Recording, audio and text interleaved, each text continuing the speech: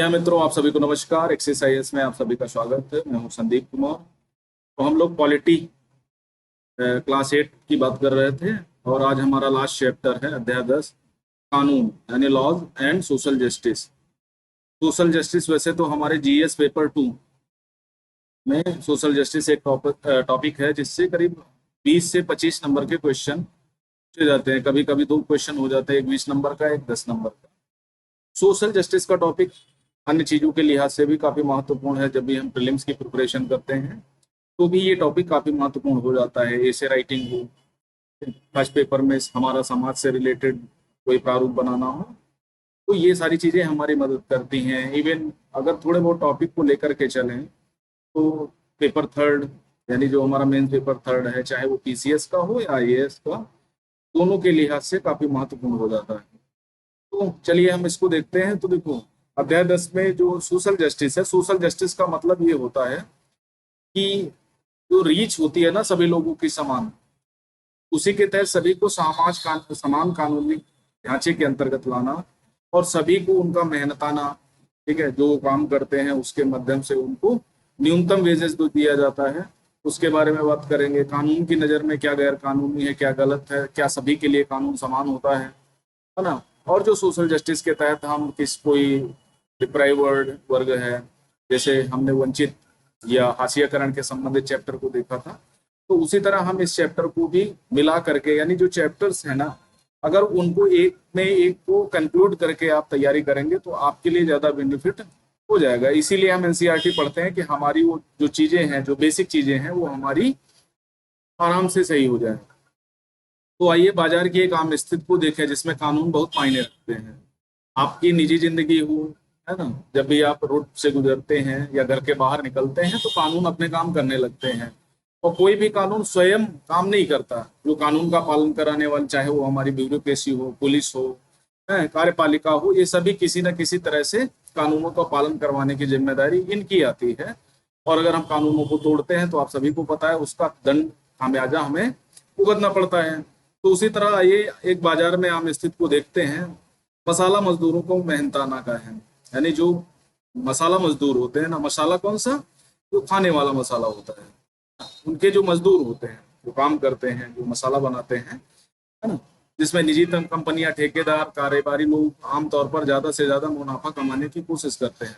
अब एक बात आपको समझ लेनी चाहिए, कोई भी निजी कारोबार होगा, ठीक है, कोई भी निजी कारोबार होगा तो उसमें जो मूल उद्देश्य होता है वो होता है लाभ कमाना।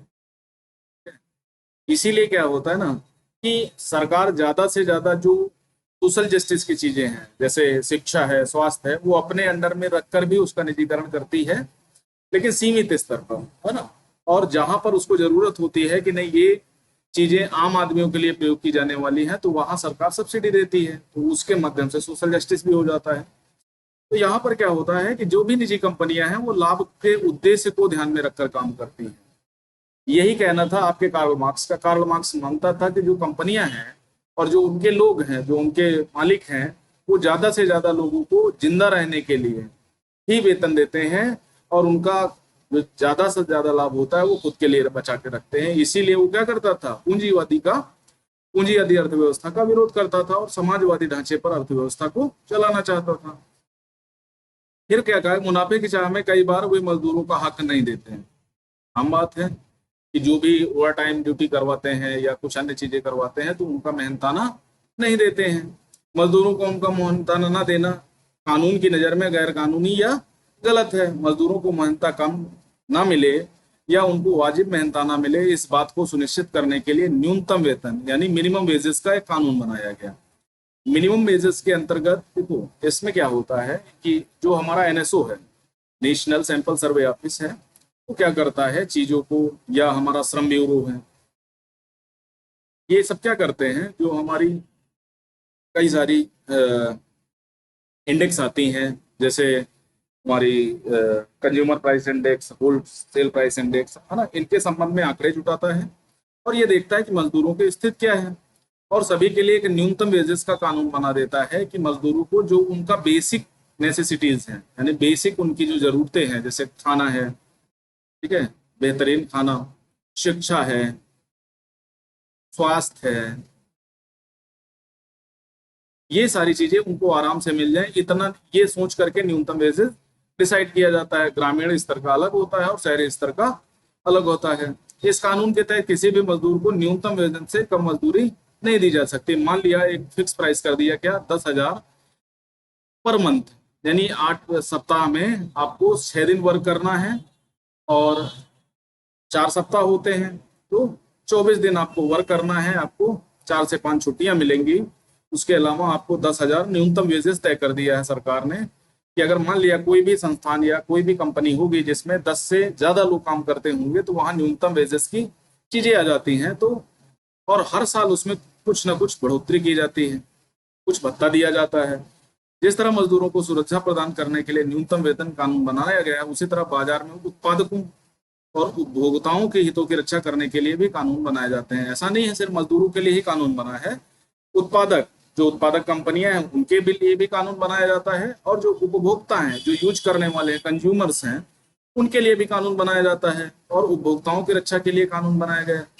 कानून के जरिए मजदूर, उपभोक्ता और उत्पादक तीनों के संबंधों को इस तरह संचालित किया जाता है उनमें किसी का शोषण न होने पाए। इसका कहने का मतलब है कि चाहे मजदूर हो चाहे उपभोक्ता हो, उसको भी कोई खराब आइटम या खराब उपभोग की वस्तु न दी जाए, तो उसके हितों की भी रक्षा होती है। उत्पादक के हितों की रक्षा होती है कैसे, कि उसको जो टैक्स है उसमें छूट दी जाती है, उसको कंपनी चलाने में जो भी कुछ कानून है उसमें कुछ लाइबिलिटी दी जाती हैं, तो इस तरह उसका भी शोषण ना हो। तो ये तीनों चीजें क्या हैं, उसको भी कंपनी एक्ट के तहत कुछ प्रावधान किए जाते हैं। क्योंकि कभी कभी होता है ना कि मजदूर इकट्ठे होकर हड़ताल पर चले जाते हैं तो उत्पादन ठप पड़ जाता है और उत्पादक को नुकसान होने लगता है, तो उसके लिए भी कुछ प्रावधान किए जाते हैं। तो तीनों का किसी प्रकार से शोषण ना हो तो उसके लिए काम किया जाता है। अब जैसे एक मिल देख लेते हैं, अहमदाबाद कपड़ा के लिए विख्यात है, पश्चिम भारत का मैनचेस्टर कहा जाता है कपड़ों के लिए। अहमदाबाद में कपड़ा मिल में काम करते मजदूर बिजली से चलने वाले कर्गों के साथ बढ़ती प्रतिस्पर्धा के कारण 1980 1900 के 90 दशक में कपड़ा मिलें ज्यादा से ज्यादा बंद हो गए। पावर लूम बिजली से चलने वाले कर्गों को कहते हैं, यानी जो पावर लूम होता है, पावर का मतलब होता है शक्ति और लूम का मतलब होता है कर्ग, तो उसी से मिलकर पावर लूम शब्द बनता है। और 4-6 कर्गों की छोटी इकाई, इन कर्गों के मालिक खुद उन पर काम करते हैं और परिवार के लोगों के साथ बाहर के श्रमिक को भी काम में लगाते हैं। आपने देखा होगा आपके आस पड़ोस के लोग, बहुत सारे लोग गुजरात है ना में, अहमदाबाद, सूरत, वडोदरा, नौसारी, यहाँ पर काम करने के लिए जाते हैं और वो ज्यादातर कपड़ा मिलों में ही काम करते हैं क्योंकि मैनचेस्टर है तो वहाँ कपड़े का उत्पादन ज्यादा से ज्यादा होता है ना। कर्गों की कार्य स्थिति बहुत खराब होती है। क्यों खराब होती है, जल्दी जल्दी काम करना होता है, दैनिक है ना चीजें हो जाती हैं। अब देखो तालिका 1 में बताया गया कानून, इसकी जरूरत क्यों है, इस कानून किसके हित में है। न्यूनतम मेहनताना कानून, इसमें यह निश्चित किया गया है किसी का भी मेहनताना एक निर्धारित न्यूनतम राशि से कम नहीं होना चाहिए। यानी अगर मान लिया 12,000 वेजेस कर दिया गया है तो इससे कम तो वेतन नहीं दिया जाएगा, इसके ऊपर ही आप दे सकते हैं। बहुत सारे मजदूरों को उनके मालिक सही मेहनताना नहीं देते, क्योंकि मजदूरों को काम की जरूरत होती है, इसलिए वे सौदेबाजी भी नहीं कर पाते हैं और बहुत कम मजदूरी पर ही काम करने को तैयार हो जाते हैं। भारत में देखो काम कम है और लोग ज्यादा है। आपने देखा होगा बिहार, उत्तर प्रदेश, यहाँ जनसंख्या ज्यादा है ना, तो पढ़े लिखे भी लोग हैं, गरीब दबे कुचले हुए लोग हैं, तो ये क्या करते हैं, ये सौदेबाजी नहीं करते। कभी कभी क्या होता है ना कि जब भी हमें कोई काम करवाना होता है तो बाजार में जैसे हम कोई वस्तु खरीदने जाते हैं तो सौदेबाजी करते हैं। मान लिया हमें गेहूं खरीदना है या कपड़ा खरीदना है तो आप सबने देखा होगा कि हम सौदेबाजी, वो 500 बताता है हम 400 बताते हैं, तो इससे सौदेबाजी होती है। अगर वो सौदेबाजी हम नहीं कर पा रहे हैं तो क्या है, तो वो हमें औने पौने दाम पर बेच देगा या महंगे दामों पर बेच देगा।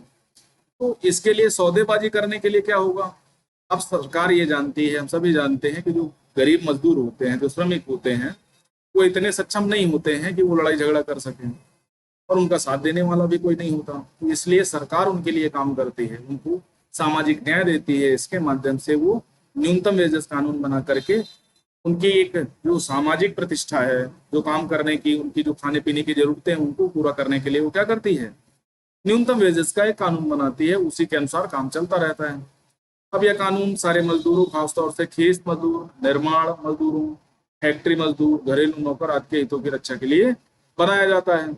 अब कार्यस्थल पर पर्याप्त सुरक्षा के लिए, जैसे हमारे जब डीपीएसपी आप पढ़ोगे, directive principle of state policy, ठीक है, 36 से लेकर 51 तक दिए गए हैं। उनमें कहा गया है किसी भी व्यक्ति को मानवोचित दशाएं होनी चाहिए, कार्यस्थल पर मानवोचित दशाएं होनी चाहिए। जैसे मान लिया स्लैब बनाने वाली कंपनी में काम करना है तो उसके कपड़े वगैरह की व्यवस्था करनी पड़ेगी, ईंट भट्टे में काम करना है तो उसके लिए व्यवस्था करनी पड़ेगी, चेतावनी प्रणाली होनी चाहिए कि उनको किसी प्रकार का नुकसान न हो, कार्यस्थल पर पर्याप्त सुरक्षा की व्यवस्था इंतजाम करने वाले कानून, उदाहरण के लिए चेतावनी अलार्म, आपातकालीन द्वारा सही ढंग से काम कर रहे हो। तो ये इनकी जरूरत क्या है, क्योंकि उनको स्वास्थ्य से रिलेटेड दिक्कत ना हो, ठीक है, उनकी जान को खतरा ना हो, ये सारी चीजें इसलिए बनाई जाती हैं। यह कानून किसके हितों में है भाई, जो कार्यस्थल पर काम कर रहा होगा उसके हित में होगा। अब फिर एक कानून चीजों की गुणवत्ता निर्धारित मानकों के अनुरूप होने चाहिए, यानी जो हमारा बीएसआई है, ठीक है, भारत सैंपल इंडेक्स जो है, और आईएसआईएस प्रमाणित, जो आईएसआई प्रमाणित होता है उसके गुणवत्ता मार्ग निर्धारित अनुरूप होनी चाहिए। या बताने वाले कानून उदाहरण के लिए विद्युत उपकरण सुरक्षा मानकों के अनुरूप होने चाहिए। तो इसके लिए क्या होगा, ये किसके लिए हेल्प करेंगे, ये उपभोक्ता की हेल्प करेंगे। ठीक है, नहीं उपभोक्ता क्या करेगा, जब उसको क्वांटिटी नहीं पता होगी, जो चीज खरीद के लाएगा, जब उसको सारी चीजें पता नहीं होगी तो काम कैसे करेगा। विद्युत उपकरणों, भोजन, दवाई की खराब गुणवत्ता के कारण उपभोक्ताओं का जीवन खतरे में पड़ जाता है। आपने देखा होगा कि जब भी कोई आप वस्तु खरीदते हैं तो उसमें एक एसआई हॉलमार्क होता है, आईएसआई जिसको बोलते हैं, इंडियन स्टैंडर्ड इंडेक्स करके होता है ना। अगर वो पर्यावरण हित ऐसी है तो उसमें पर्यावरण का चिन्ह बना होगा, पृथ्वी और हाथ जोड़ करके, और उसका एक्सपायरी लिखा जरूर होता है, कब बना था, है ना, उसका सैंपल डेट, ये सारी चीजें उसमें लिखी होती हैं। क्यों, क्योंकि ये उपभोक्ताओं को बताना चाहती हैं कि नहीं, ये जो उत्पाद आप खरीद रहे हैं ये कैसा है। अगर ये सारी चीजें नहीं लिखी जाती तो क्या होता, जैसे आप तंबाकू, सिगरेट वगैरह, पान मसाला खाते हैं तो उसके जो डिब्बे होते हैं उस पर चेतावनी लिखी जाती है, और चेतावनी ऐसी होती है कि 75% हिस्से पे चेतावनी और 25% हिस्से में प्रोडक्ट का नाम वगैरह छिपा होता है। अगर ऐसा नहीं करेंगे तो वो कानून के अनुरूप नहीं होगा और उसको सील किया जा सकता है, बंद किया जा सकता है। जरूरी चीजों जैसे चीनी, मिट्टी का तेल, अनाज आदि की कीमतों को नियंत्रण रखने वाले कानून, जैसे आपका एमएसपी, ठीक है, मिनिमम सपोर्ट प्राइस, जो सरकार निर्धारित करती है फसल के पहले, और लगभग 22 फसलों को, 21 फसल प्लस एक गन्ना की फसल के लिए इनको दिया जाता है, गेहूं, चावल, तिलहन, दलहन, है ना। तो इस तरह की चीजों को ऐसा क्यों किया जाता है कि जो हमारी जो 21-25 करोड़ पॉपुलेशन है जो बहुत ज्यादा गरीब है, उनके हितों की रक्षा करने के लिए, क्योंकि वो खुले मार्केट में सारी चीजें नहीं खरीद पाते, तो उनको क्या किया जाता है, एमएसपी के प्राइस पर दिया जाता है। हालांकि काफी धांधली होती है, कोटेदार, है ना, अरे नीचे से लेकर ऊपर स्तर तक काफी धांधली होती है, तो वहां भी चीजें थोड़ा समर्थित नहीं होती। ऐसे में गरीबों के हितों की रक्षा के लिए इन चीजों की भारी कीमत वहन नहीं कर सकते, तो इसके लिए क्या किया जाता है, एक मिनिमम प्राइस पे उनको चीजें दी जाती हैं। सरकार क्या करती है, किसानों से मिनिमम सपोर्टिव प्राइस पर ये वस्तुएं खरीदती है। हाँ, ज्यादातर गेहूं और चावल का ही खरीदारी की जाती है। पहले मिट्टी का तेल मिलता था, अब तो वो बंद हो गया है, लाइट होने लगी है, सौर ऊर्जा होने लगा है, तो ये सारी चीजें बंद हो गई हैं। अब अनाज आपको मिलता है, उसमें दलहन भी, तिलहन भी कभी कभी मिल जाता है। जनरली आपको गेहूं चावल तो मिलता ही है। तो क्या किया गया, उसमें 3 तरह के बना, अंत्योदय कार्ड हो गया, एपीएल, बीपीएल, उसके माध्यम से 1 रुपए, 2 रुपए, 3 रुपए, 4 रुपए किलो आपको वो सारी चीजें दी जाती हैं। अब ऐसे कानून जो फैक्ट्रियों में हवा पानी प्रदूषण फैलने से रोकते हैं, ठीक है, प्रदूषण नियंत्रण एक्ट, तो उसके उसके माध्यम से क्या होता है, आपको आर्टिकल 21 के तहत आपने पिछली क्लासेस में पढ़ा है, आर्टिकल 21 के तहत आपको एक स्वच्छ वातावरण में स्वच्छ पानी पीने के लिए स्वच्छ वायु ग्रहण करने का अधिकार है, फंडामेंटल राइट्स है। तो इसके माध्यम से क्या होता है, आपके लोगों की रक्षा होती है। अब कार्यस्थल पर बाल मजदूरी को रोकने के लिए ये भी आर्टिकल 23 और 24 में कहा गया है ना, किसी 14 साल से कम उम्र के बच्चे को किसी ऐसी जगहों पर नियोजित नहीं किया जाएगा जहां पर उसकी जान मान का खतरा हो, क्योंकि आर्टिकल 21 के तहत क्या दिया गया है, आर्टिकल 21 से कहता है कि 6 से 14 वर्ष के उम्र के सभी बच्चों को अनिवार्य शिक्षा ग्रहण करने का अधिकार है, वो उनका फंडामेंटल राइट बन जाता है। तो कार्यस्थल पर बाल मजदूरी को रोकने के लिए साम ब्यूरो काम करता है।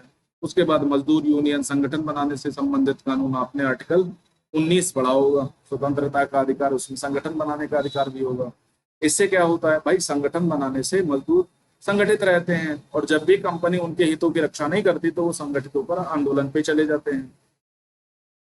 मजदूर अपनी संयुक्त ताकत के सहारे सही वेतन, बेहतर कार्य स्थितियों के लिए आवाज उठा सकते हैं। तो ये सारे कानून दें क्या है, दोनों के लिए बने हैं। तो यही सोशल जस्टिस है।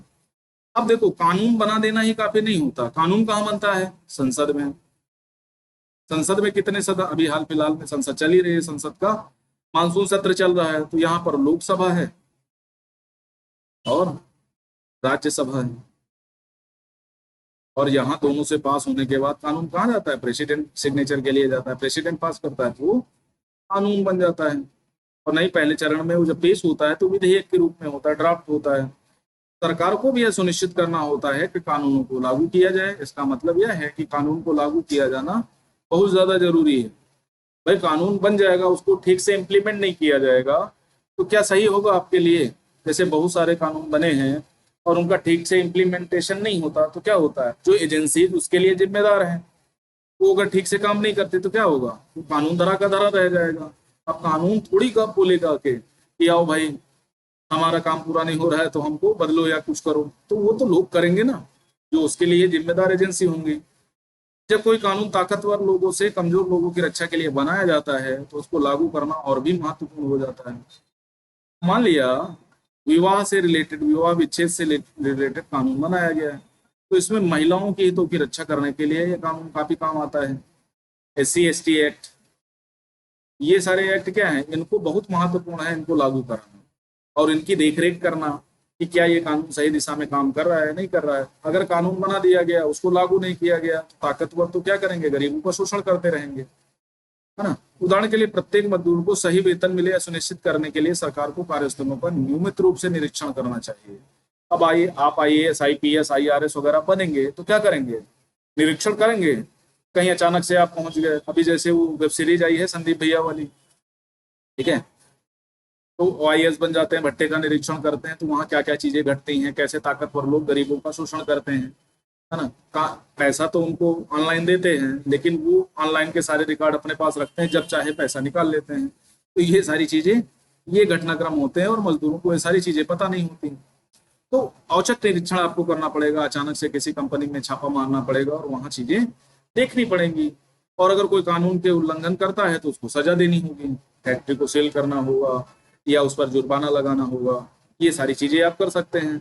अगर गरीब मजदूर शक्तिहीन है तो आमदनी गंवाने के बदले कार्रवाई के डर से कम वेतन पर भी काम करने को तैयार हो जाते हैं। अब देखो, जिनके पास काम नहीं है, गरीब है, कमजोर वर्ग है, तो वो क्या है, उनको तो काम चाहिए। अगर थोड़ा भी पैसा उनको मिल जाता है तो उनका काम होने लगेगा। तो ये सब करने के लिए तो वो तो किसी भी कीमत पर वो सौदेबाजी करेंगे ही नहीं।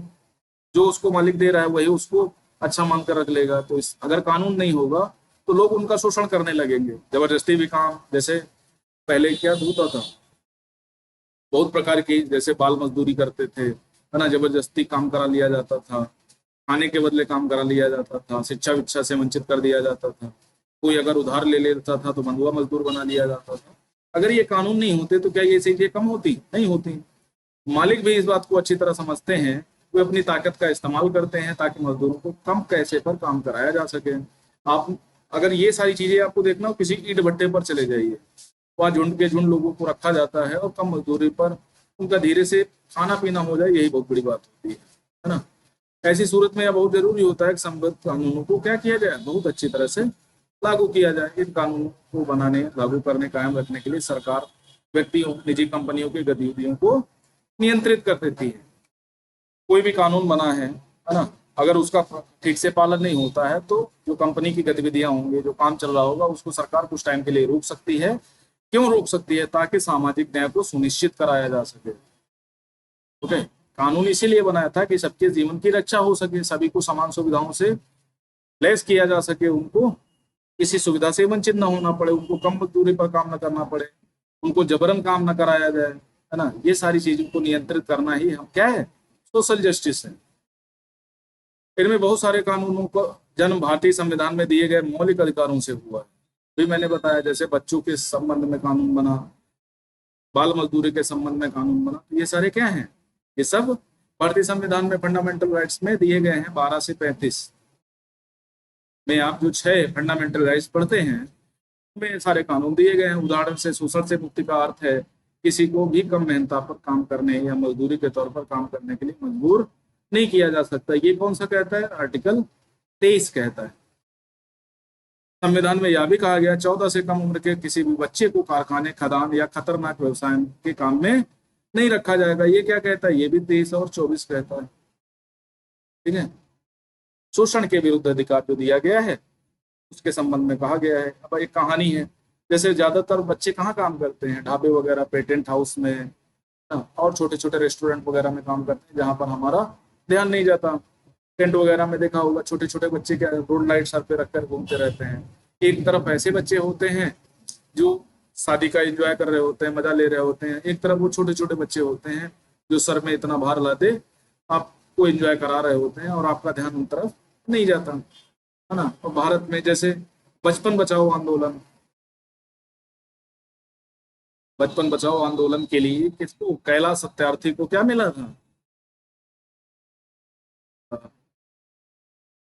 बचपन बचाओ आंदोलन कैलाश सत्यार्थी का था, है ना। इसके माध्यम से वो जो ईंट भट्टों में काम करने वाले, होटल व्यवसायों में काम करने वाले, छोटे छोटे जगहों पर काम करने वाले बच्चों को निकाल करके शिक्षित करते हैं, है ना, और उनके बेहतर को, बचपन को बेहतर करते हैं, संवारते हैं।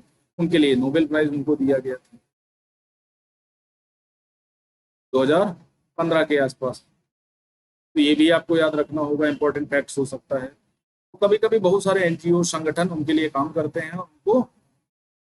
अब एक भोपाल गैस त्रासदी का मामला है, कैसे हुआ?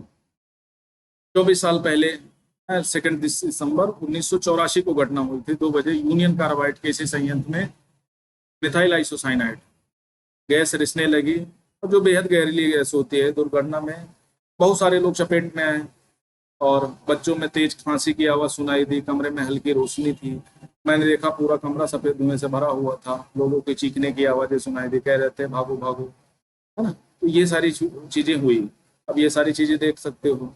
और 3 दिन के भीतर 8,000 से ज्यादा लोग मौत के मुंह में चले गए। लाखों लोग गंभीर रूप से प्रभावित हुए, उनका अपना स्थान छोड़ना पड़ा, है ना। परिवारों के लोग थे, उनमें से 50,000 लोग आज भी इतने बीमार हैं कि कुछ काम नहीं कर सकते। ये 2006 का आंकड़ा दिया गया है कि 50,000 लोग बीमार हैं। अब तो ज्यादा लोग बचे नहीं होंगे, 10-5 हजार बचे होंगे। तो ये देखो, सामूहिक अंतिम संस्कार किया गया उस समय। और आज जब भी सदन में कभी चर्चा होती है तो ये मुद्दा बहुत जोर शोर से उठाया जाता है। फिर उसके बाद यूनियन कार्बाइड के खिलाफ जो है आंदोलन हुआ, काफी कंपनी को बंद कर दिया गया, कंपनी के मालिक भाग गए। तबाही कोई दुर्घटना नहीं थी। यूनियन कार्बाइड ने पैसा बचाने के लिए सुरक्षा उपायों को जानबूझकर नजरअंदाज किया था। जैसे कोचिंग इंस्टीट्यूट वगैरह बहुत सारे चलते हैं,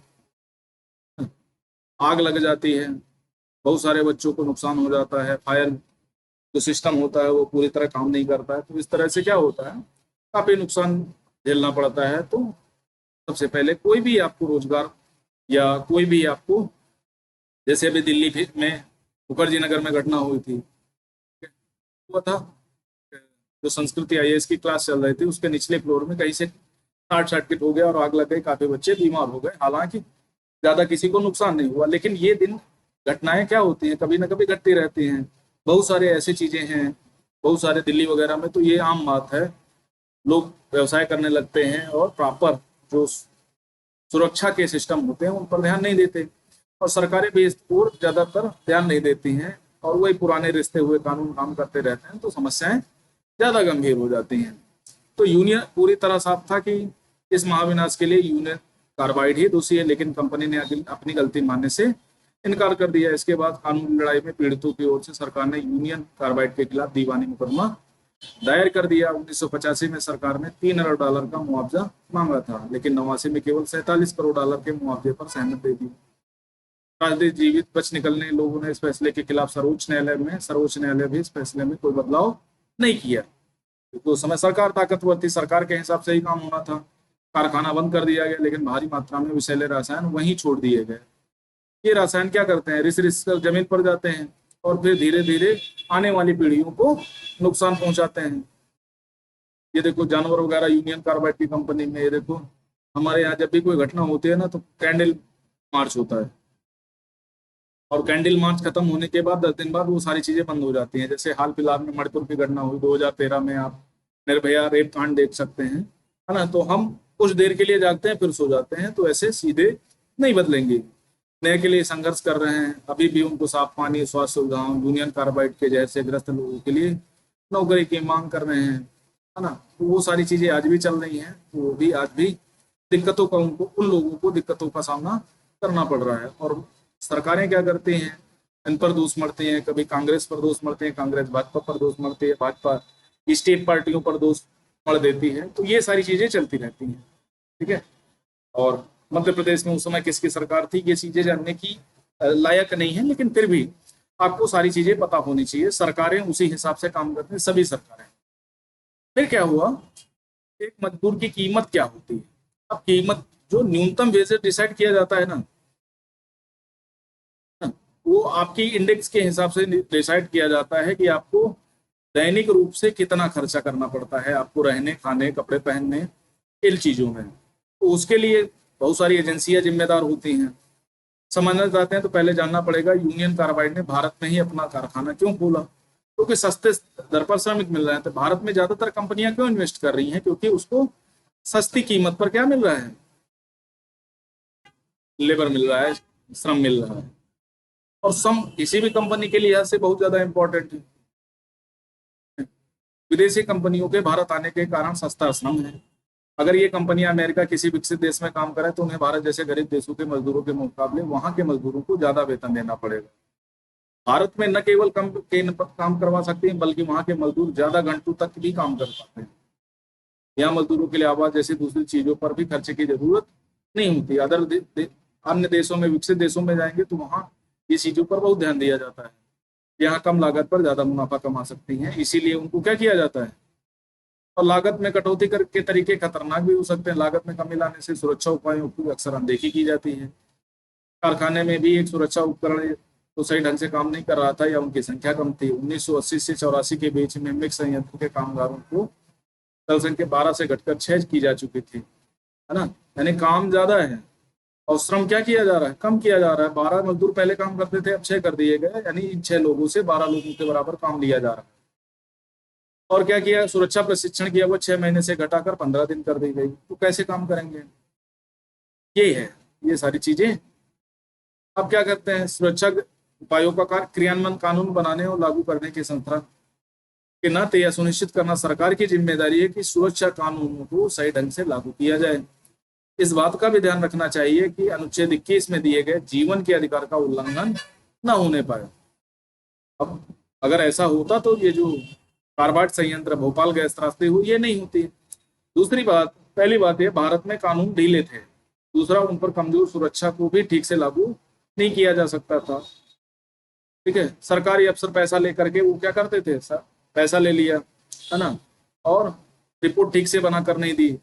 इस कारखाने के खतरनाक कारखानों की श्रेणी में रखने को तैयार नहीं थे। इस कारखाने में गंभीर आबादी वाले इलाकों में खोलने के लिए उन्हें ऐतराज नहीं किया। जब भोपाल के कुछ नगर निगम अधिकारियों ने इस बात पर उंगली उठाई तो 78 में मिल्क उत्पादन कारखाने की स्थापना सुरक्षा मांगों के खिलाफ थी।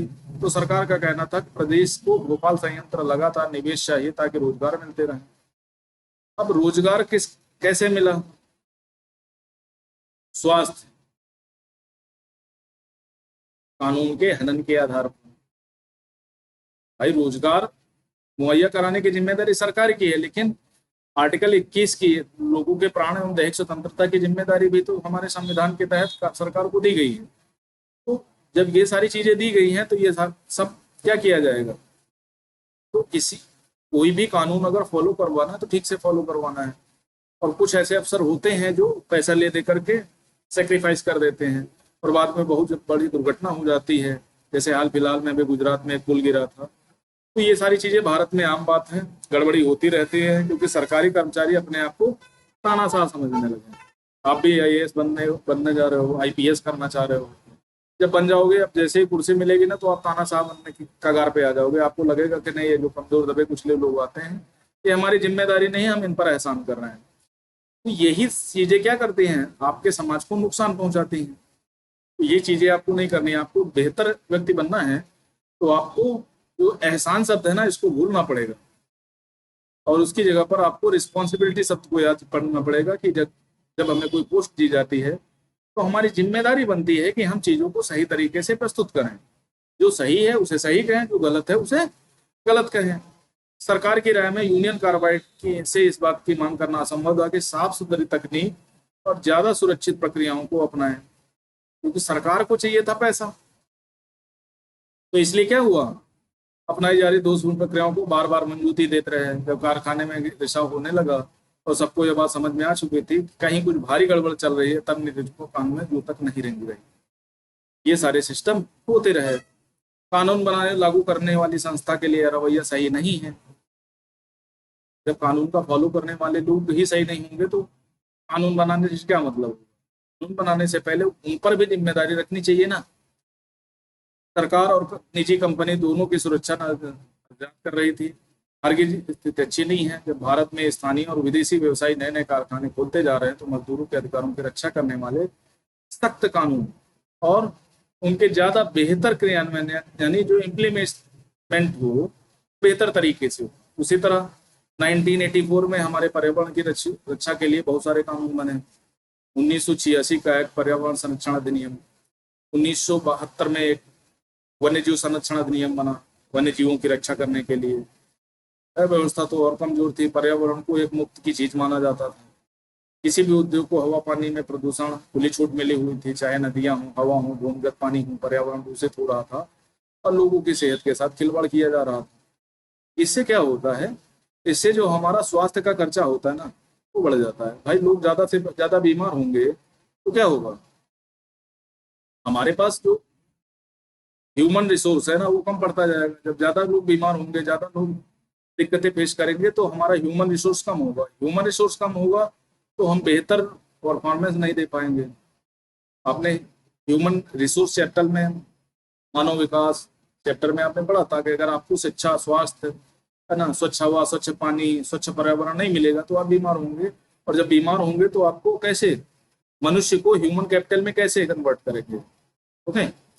और ढीली सुरक्षा मानकों ने केवल यूनियन कार्बाइड को फायदा मिला, क्योंकि सस्ते किस्म के वो क्या लाए, सस्ते किस्म के वो चीजें लगाते रहे और नुकसान उनका नहीं, उनका तो प्रोडक्शन ठीक ठाक हो रहा था। नुकसान किसको हो रहा था, वहां पर काम करने वाले मजदूरों को। वो बीमार पड़ रहे थे, पैसा भी खर्च नहीं करना पड़ा और अमेरिका में यही कंपनी की जिम्मेदारी से नहीं बच सकते थे। भोपाल त्रासदी ने पर्यावरण को मुद्दों को अगली कतार में ला दिया। इसी के बाद से तो तुम्हारा वो 1986 का पर्यावरण संरक्षण अधिनियम बना। कारखाने से निकली जहरीली गैसों का शिकार हो गए जो कारखाने से किसी भी तरह जुड़े नहीं थे। इससे लोगों को एहसास हुआ मौजूदा कानून चाहे कितने भी कमजोर हों वे केवल मजदूरों से ही संबंधित हैं। उनमें आम लोगों के अधिकारों पर ध्यान नहीं दिया गया जो औद्योगिक दुर्घटनाओं के कारण घायल होते हैं। भाई न्यूनतम वेजेस तो आपने दे दिया, लेकिन समस्या ये है ना कि जो आसपास के रहने वाले लोग हैं उनके लिए कोई कानून है क्या। भाई उनका 21 के तहत जो अधिकार मिला है वो तो पूरी तरह क्या किया जा रहा है, बर्खास्त किया जा रहा है। तो उनके जो प्राण एवं दैहिक स्वतंत्रता की सुरक्षा है वो कैसे होगी, ये भी एक इम्पोर्टेंट मसला बनता है। ठीक है। अन्य लोगों को इस दबाव से निपटने के लिए भोपाल गैस त्रासदी के बाद भारत सरकार ने पर्यावरण के बारे में नए कानून बनाए। प्रदूषण फैलाने वाले जिम्मेदार माना गया, यानी जो कंपनी लगाएगा उसको एक एक मतलब जब भी कंपनी लगाने होगा तो उससे पर्यावरण को कितना नुकसान पहुंचता है वो एक असेसमेंट कराया जाएगा। असेसमेंट कराने के बाद भी उसको क्या किया जाएगा, कंपनी लगाने की जिम्मेदारी दी जाएगी। इसके पीछे समझ थी पर्यावरण पर अगली पीढ़ियों का भी हक है, यानी जो हमारे आने वाले बाद यानी 2050 के बाद जो लोग आएंगे उनके लिए भी तो हमें पर्यावरण में कुछ छोड़ना पड़ेगा। सारे पेड़ हम ही काट डालेंगे, सारा पानी हम ही पी जाएंगे, सारा सब कुछ हम ही बर्बाद कर देंगे, तो वो पीढ़ियां क्या करेंगे, आपके नाती पोते लड़के बच्चे क्या करेंगे, उनके लिए भी तो काम करना है। अदालतों ने स्वास्थ्य पर्यावरण के अधिकार को जीवन के अधिकार का हिस्सा बताते हुए महत्वपूर्ण फैसले दिए। सुभाष बनाम बिहार राज्य 1991 के मुकदमे में सर्वोच्च न्यायालय ने कहा जीवन के अधिकार तहत एक मौलिक अधिकार, इसमें प्रदूषण मुक्त हवा पानी का अधिकार भी शामिल है। आपको ये याद रखना पड़ेगा, इसके बनाम बिहार राज्य 1991 का मामला। इसी के तहत पर्यावरण के अधिकार को भी क्या किया गया, आर्टिकल 21 में समाहित कर दिया गया कि स्वच्छ हवा, प्रदूषण रहित वातावरण पाने का अधिकार आपकी, उसके लिए नदियों और जन सुविधा के रूप में पर्यावरण आप पढ़ चुके हैं। पर्यावरण से जुड़े कई आदेश दिए हैं, रोजी रोटी पर भी बुरा असर पड़ा है। मिसाल के तौर पर आदेश ने दिल्ली के रिहायशी इलाकों में काम करने वाले उद्योगों को बंद कर दिया जाए, उन्हें शहर के बाहर दूसरे इलाकों में भेज दिया जाए। इसीलिए ज्यादातर कहाँ चले गए, गुरुग्राम, नोएडा, गाजियाबाद, ये सारी चीजें यहाँ पर आ गई हैं। रिहायशी इलाकों में ज्यादा लोग बसते हैं, वहां पर प्रदूषण ज्यादा होगा। हाल फिलहाल में दिल्ली की हवा देख ही रहे हो, नदी प्रदूषित हो रही, क्योंकि इन कारखानों में नियमों के हिसाब से नहीं चलाया जा रहा था, इसलिए ज्यादा दिक्कतों की समस्या हो रही थी। अदालत की कार्यवाही से एक समस्या तो हल हो गई, लेकिन एक नई समस्या हो गई। कारखानों के बंद होना जाने से क्या हुआ, बहुत सारे मजदूरों के रोजगार खत्म हुए। अब देखो एक चीज दिक्कत होती है ना, कि कारखाना जहां पर होगा मजदूर वहीं आसपास रहेंगे, क्योंकि उनको जो परिवहन का खर्चा है वो कम पड़ जाएगा, खाने पीने की चीजें का आने जाने में दिक्कत नहीं होगी। अगर दूर से मजदूर आएगा तो उसका परिवहन में बहुत सारा खर्चा होगा, जिससे उनको दिक्कतों का सामना करना पड़ेगा। तो जरूर ज्यादातर देखा होगा, जो वहाँ पर कंपनियां होती है ना, तो मजदूर वहीं आसपास बस जाते हैं, तो उससे उनको थोड़ा सा राहत मिल जाती है। लेकिन उनके जो प्राणी दैहिक स्वतंत्रता है, उनका जो जीवन है, वो स्वास्थ्य के अभाव में खलने लगता है। और कंपनियां कोई मेडिकल क्लेम भी ठीक से नहीं देती, ये सारी दिक्कतें होती हैं। अब गाड़ी से उत्सर्जित धुआं पर्यावरण प्रदूषण का एक बड़ा स्रोत है। 1998 के बाद सर्वोच्च न्यायालय में अपने फैसलों में आदेश दिया कि दिल्ली में डीजल से चलने वाली सभी सार्वजनिक वाहन कंप्रेस्ड इंजन सीएनजी के ईंधन का इस्तेमाल करें। इसीलिए देखा होगा ज्यादातर शहरों में सीएनजी ज्यादा चल रही है, ऑटो टेम्पो वगैरह सीएनजी से चलने लगे हैं। और कर दिया गया, दिल्ली में तो कर दिया गया 15 साल से पुराने 15 साल से ज्यादा पुराने वाहनों को दिल्ली में चलान बंद कर दिया गया है। वाहन स्क्रैपिंग पॉलिसी के तहत उनको क्या करना दिया गया है, स्क्रैपिंग वाले को दे दिया गया, वो तोड़ फोड़ करके अब उसमें आपको नया वाहन लेने में 15% 10% की छूट मिल जाएगी। ताजा अनुसंधान में यह बात सामने आई है कि मध्य वर्ग के लोग पर्यावरण चिंता तो करने लगे हैं, लेकिन वे अक्सर गरीबी की पीड़ा को ध्यान में नहीं रखते। इसलिए उन्हें बहुत को यह समझ में आता है कि शहर को सुंदर बनाने के लिए बस्तियों को हटाना, प्रदूषण फैलाने वाली फैक्ट्रियों को शहर के बाहर ले जाना चाहिए। लेकिन यह समझ में नहीं आता कि बहुत सारे लोग रोजी रोटी खतरे में पड़ जाएगी। यानी अगर पर्यावरण को ज्यादा ध्यान देंगे तो उनकी रोजी रोटी खतरे में आ जाएगी। तो ये सारी चीजें हैं जिनसे क्या करना है, आपको उपाय सुझाने हैं। और जब भी आप मेंस लिखेंगे ना, तो मेंस में आपको जो चीजें होती है ना, वो उपाय सुझाने के ही, और जो आलोचनात्मक रवैया है वो दिखाना पड़ेगा। आपको सकारात्मक भी बताना है कि सोशल जस्टिस का मतलब सभी को समान न्याय, सभी को समान न्याय। ऐसा ना हो कि सिर्फ मजदूरों के हितों की रक्षा हो, अन्य के हितों की रक्षा को दरकिनार कर दिया जाए। और ऐसा भी ना हो कि सिर्फ कंपनी के हितों की रक्षा हो और मजदूरों के हितों की, तो कंपनी को भी बेनिफिट हो, मजदूरों को भी बेनिफिट हो, आसपास रहने वाले लोगों को बेनिफिट हो, पर्यावरण का नुकसान कम से कम हो। ये होगा सोशल जस्टिस। वास्तव में एक सच्चा न्याय होगा। विकसित देश अपने विषैले और खतरनाक उद्योगों को विकासशील देशों में ले जा रहे हैं, ताकि देशों के कमजोर कानूनों का फायदा उठा सके और अपने देशों को साफ सुथरा रख सके। दक्षिण एशियाई देश, खासतौर से भारत, बांग्लादेश, पाकिस्तान, कीटनाशक एडवेस्टाइज बनाने वाले जस्ते व शीशे के संबंध कारखाने बड़े पैमाने पर खुल रहे हैं। इससे क्या होता है, एक तो मजदूर सस्ता मिलता है ना। भारत में ज्यादातर उद्योग क्यों, जैसे चाइना वगैरह में उद्योगों का बन गया, ज्यादा जनसंख्या है, रोजगार सबको चाहिए, तो चाइना में दबा के खोले गए। दक्षिण एशिया में गरीबी है ना, जनसंख्या ज्यादा है, तो यहाँ कारखाने दबा के खोले जाते हैं। अब निष्कर्ष के रूप में आप क्या बता सकते हैं भाई, कोई भी अगर आलोचनात्मक रूप अपनाएंगे, जब भी आप मेंस लिखेंगे या समीक्षा करेंगे किसी विषय की, तो आपको निष्कर्ष तो देना पड़ेगा। निष्कर्ष क्या है, चाहे बाजार हो, दफ्तर हो, कारखाना हो, बहुत सारी स्थितियों में लोगों को गलत तौर तरीके से बचाने के लिए कानून होते हैं। निजी कंपनियां, ठेकेदार, व्यवसायी आदि ज्यादा कमाने के चक्कर में गलत हथकंडे भी अपनाते हैं।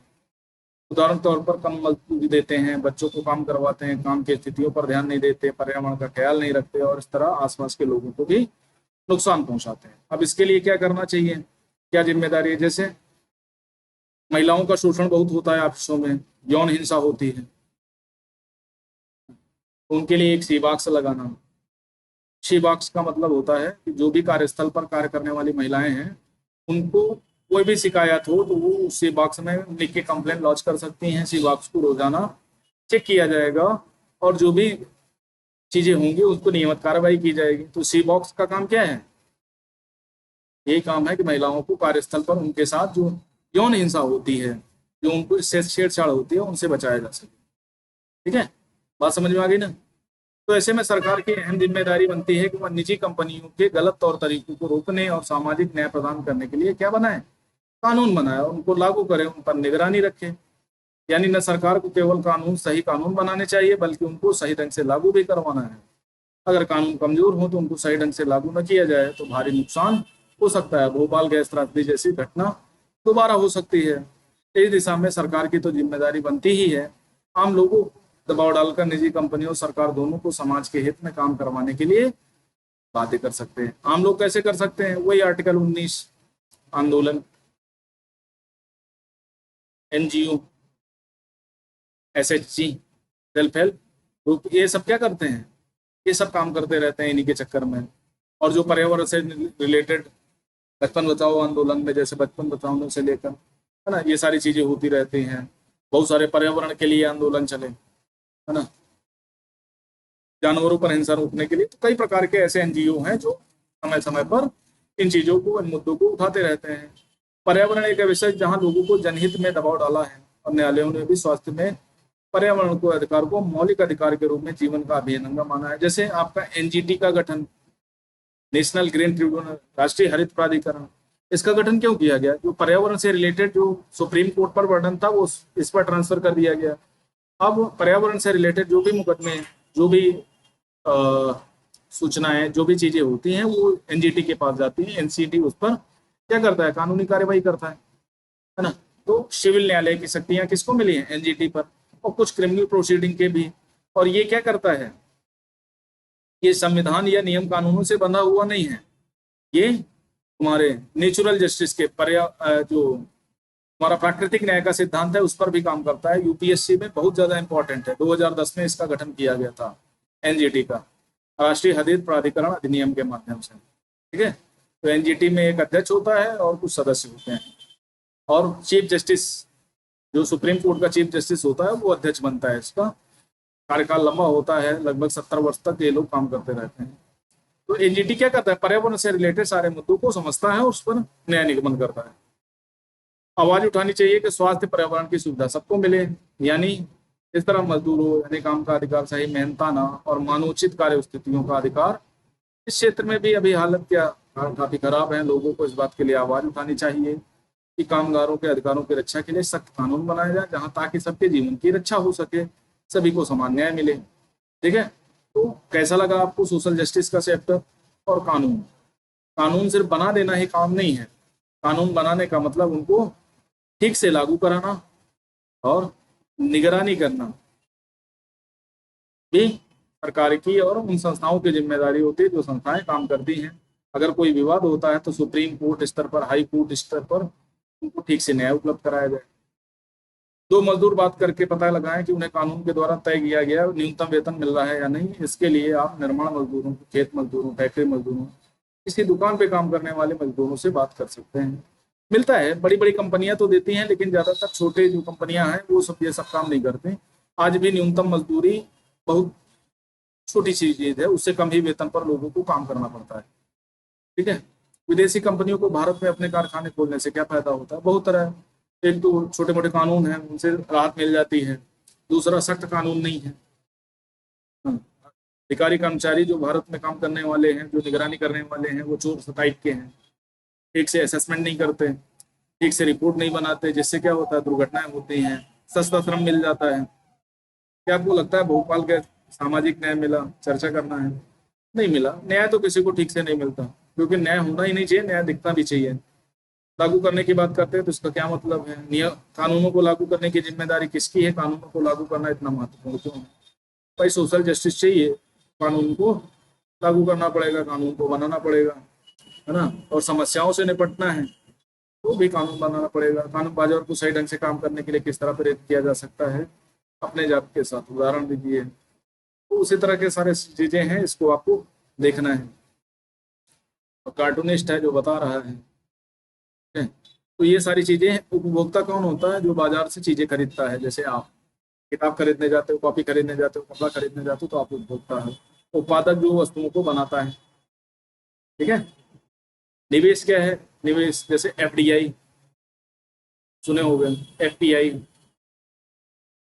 पोर्टफोलियो इन्वेस्टमेंट, 10% से कम इन्वेस्टमेंट होता है, ठीक है, निजी इंडिविजुअल या कोई कंपनी के माध्यम से होता है, तो उसे क्या बोलते हैं हम, एफपीआई बोलते हैं, पोर्टफोलियो निवेश बोलते हैं। और एफडीआई का मतलब 10% से अधिक। एफडीआई की क्या टाइप, फॉरेन डायरेक्ट इन्वेस्टमेंट होता है। ये दो रूप से आता है, एक सरकारी और एक स्वचालित। इन चीजों को अभी हम एफडीआई वाले चैप्टर में ठीक से समझेंगे। मजदूरों को यूनियन यानी संगठन होते हैं, जैसे भाजपा की पार्टी है तो उनका संगठन है, तो उस तरह। अब देखो एक संविधान के बारे में दिया गया है, तो इसको हम अगले दिन में डिस्कस कर लेंगे। ओके, तो आज के लिए इतना ही। Thank you very much. आप बताइए आपको क्लास कैसी लगी, ज़्यादा से ज़्यादा लोगों में शेयर करें। अन्य चीज़ों के बारे में आप पढ़ना चाह रहे हैं तो वो भी आप डिस्कस कर सकते हैं, बता सकते हैं। और टेलीग्राम चैनल दिया गया है जिसमें डेली अपडेट आता रहता है, न्यूज़पेपर का और अन्य जो घटनाक्रम है उनकी चीज़ें आती रहती हैं, तो वो आप देख सकते हैं। और टेलीग्राम को चैनल को ज़्यादा से ज़्यादा लोग शेयर करें और उसको ज्वाइन करें। तो आज के लिए इतना ही। Thank you very much. नमस्कार।